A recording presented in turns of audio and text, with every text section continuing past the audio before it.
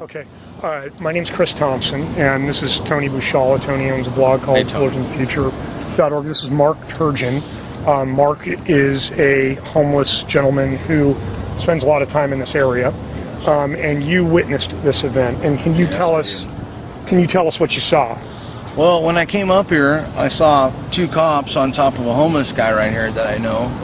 And they were pretty much beating him up, telling him to stop resisting, and then more police came and they started beating him with a backup flashlight in the back of his head. And he wasn't moving around at all, but more came and they started tasering him, and it was just a horrible sight. I don't know really what to tell you. What were the police saying? The police were saying, quit resisting, quit moving, quit resisting, rest, quit resisting. And the guy wasn't moving, had his arm in front of him, and his head was down already, and he wasn't moving at all. And they just kept going. They just kept beating. Did you see him make any motion, even a defensive motion? No, he was yelling, but that was it. Yelling what? He was yelling, "Dad, Dad," because they were beating him so bad. He was yelling for his dad, and really? Yeah, it was terrible, dude. It was terrible. Wow. There's blood everywhere, and they just kept beating him as they were pounding his head into the concrete, and they had a flashlight and they were beating him back of his head. How many people were around? There was quite a few people, maybe 50 people. Did you see anybody videoing? Yeah, I did see someone videoing, and they were standing right here, and they're a real estate agent here in Fullerton, and I don't know who exactly it is, heavy-set guy with a goatee, and the cops asked to see the video, so and my friend who just left right now and also saw the whole thing, he said that the guy was supposed to email him the video, and he never got the video, and it's been 3 or 4 days now, so we don't know. That video's disappeared. So I don't know where the video went. I think probably the police could have taken it. I don't know. Did the police speak to you? Yeah, they asked me to make a statement. No one else really wanted to make a statement, but I made a statement. Yeah.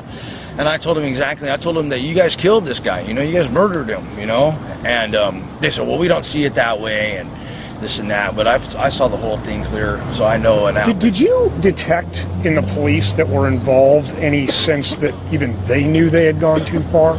No, they were just, it was like a rampage. It was like a feeding frenzy. Like if you were to go watch some kind of National Geographic where the wildebeest gets too close to the water and the alligator, it was terrible. It was completely out of line, completely uncalled for, completely too much force.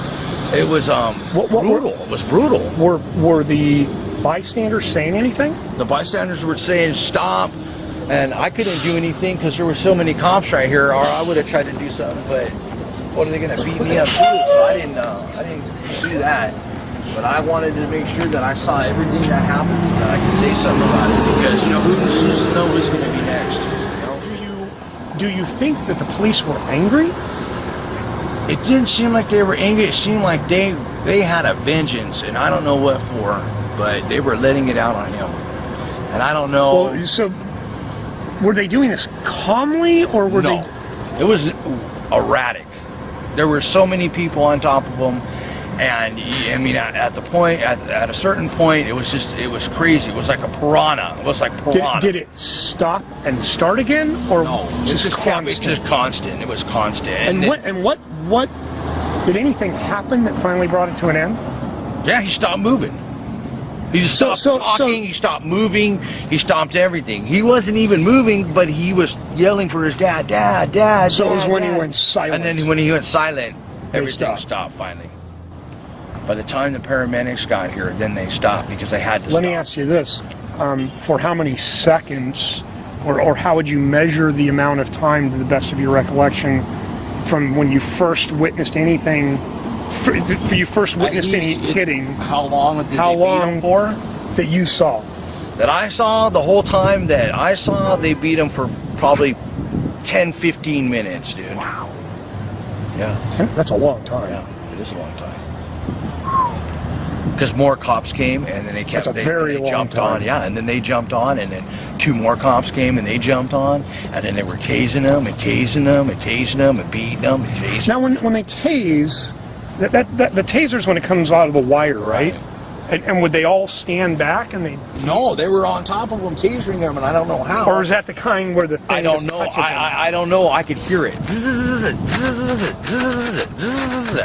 over and over and over and over and over and over, and the guy isn't moving. So I don't know why they kept tasering him. Well, it was just something that, you know, I wouldn't wish. Have you ever on seen anybody. anything like that? No, I haven't. That was Did it surprise you? Yeah, I was surprised. I had more faith in the Fullerton police. You know, I've lived here my whole life.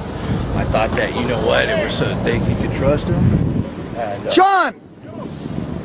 I thought you could trust them, and you know what, it just goes to show you, you don't know who's on your side anymore. You know, that makes me think, hey, you know what are these cops? Are they really here to protect us, or are they here to hurt us?